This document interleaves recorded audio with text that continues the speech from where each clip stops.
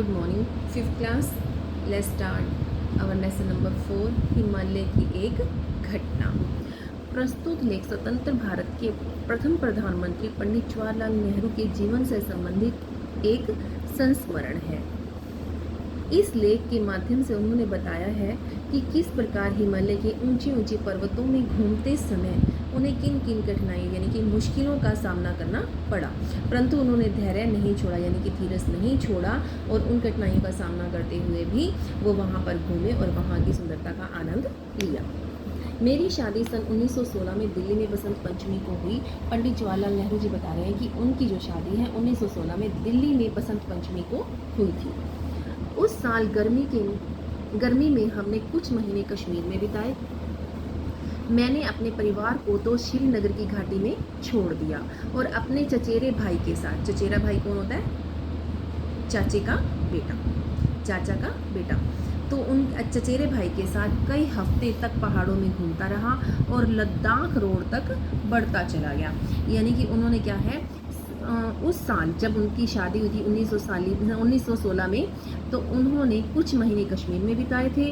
अपने परिवार को उन्होंने श्रीनगर की घाटी में छोड़ दिया और अपने चचेरे भाई के साथ वो पहाड़ों में घूमते रहे और कहाँ तक पहुँच गए? लद्दाख रोड तक। संसार के एक अत्यंत उच्च प्रदेश में स्थित उन संकरी होती है तंग और निर्जन, जहाँ कोई आता जाता ना हो, घाटियों में जो तिब्बत के मैदान की तरफ जाती हैं, घूमने का यह मेरा पहला अनुभव था। यानी कि पंडित जवाहरलाल जी पहली बार वहाँ घूमने के लिए गए थे। जोजिला घाटी की चोटी से हमने देखा तो एक तरफ नीचे की ओर पहाड़ों की घनी हरियाली थी। एक तरफ क्या था? पहाड़ों की गहरी हरियाली थी और दूसरी तरफ कड़ी नग्न चट्टानें।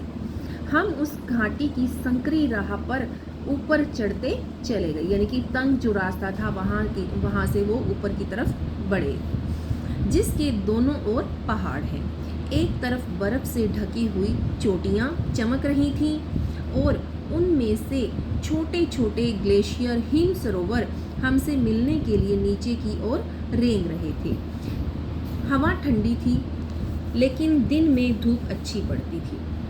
हवा इतनी साफ थी कि अक्सर हमें चीज़ों की दूरी के बारे में भ्रम हो जाता था। वे दरअसल जितनी दूर होती थी हम उन्हें उससे कम दूर समझते थे। यानी कि हवा इतनी साफ थी तो उन्हें क्या चीज़ें जो हैं बिल्कुल पास दिखाई देती थी। धीरे धीरे सूनापन बढ़ता गया।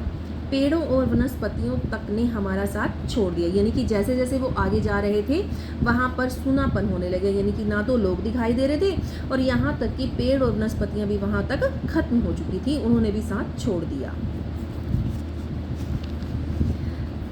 रह गई सिर्फ नंगी चट्टानें, बर्फ, पाला और कहीं कहीं कुछ सुंदर फूल। क्या रह गई थी? चट्टानें, बर्फ और पाला होता है यानी कि ठंड, और कहीं कहीं सुंदर फूल। फिर भी प्रकृति के इन जंगली और सुनसान स्थानों में मुझे अजीब संतोष मिला। जबकि उन्होंने देखा कि वहाँ सुनापन है, कोई भी आता जाता नहीं है, यहाँ तक कि वनस्पतियों ने भी साथ छोड़ दिया है, बर्फ़ है, ठंड है, और फिर भी जंगली और सुनसान रास्तों में उन्हें क्या है? संतोष मिला, यानी कि उन्हें अच्छा लग रहा था। मेरे उत्साह और उमंग का ठिकाना न था। That's all for today.